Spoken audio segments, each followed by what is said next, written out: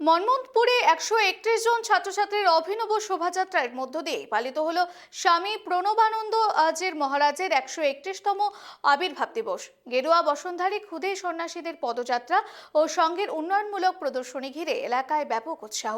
আগামী 2রা ফেব্রুয়ারি আয়োজিত হবে ঐতিহ্যবাহী প্রণব রথযাত্রা। দেখুন।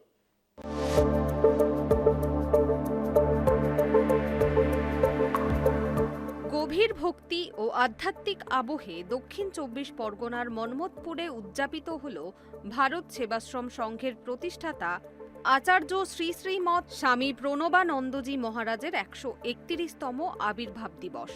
এই বিশেষ দিনটিকে স্মরণীয় করে রাখতে মন্মথপুর প্রণবানন্দ বিদ্যামন্দির থেকে প্রণব মন্দির পর্যন্ত শোভাযাত্রার আয়োজন করা হয়। মূল আকর্ষণ ছিল 131 জন ছাত্রছাত্রীর অংশগ্রহণ, যারা প্রত্যেকেই স্বামী প্রণবানন্দজি মহারাজের বেশে সজ্জিত ছিল।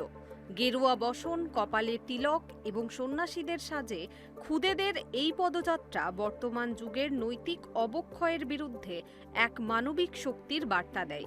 রাস্তার দুপাশে দাঁড়িয়ে থাকা অসংখ্য ভক্ত ও সাধারণ মানুষের মধ্যে এই দৃশ্য এক অভূতপূর্ব আবেগ সৃষ্টি করে। সংঘের কর্মধারার প্রদর্শনী শোভাযাত্রা শেষে প্রণব মন্দির প্রাঙ্গণে বিশেষ প্রদর্শনীর আয়োজন করা হয়।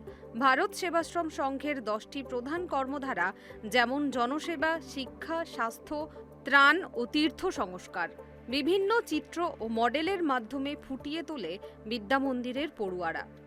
আয়োজকদের মতে বর্তমান ভোগবাদী সংস্কৃতির বিপরীতে আধ্যাত্মিক ও মানবিক মূল্যবোধই সমাজকে শক্তিশালী করতে পারে।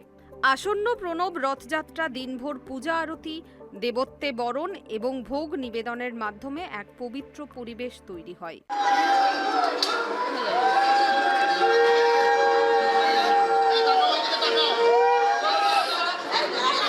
মন্দির কর্তৃপক্ষ জানিয়েছেন, আগামী 2রা ফেব্রুয়ারি স্বামীজির আবির্ভাব তিথি উপলক্ষে মন্মথপুরে আয়োজিত হবে 11তম প্রণব রথযাত্রা।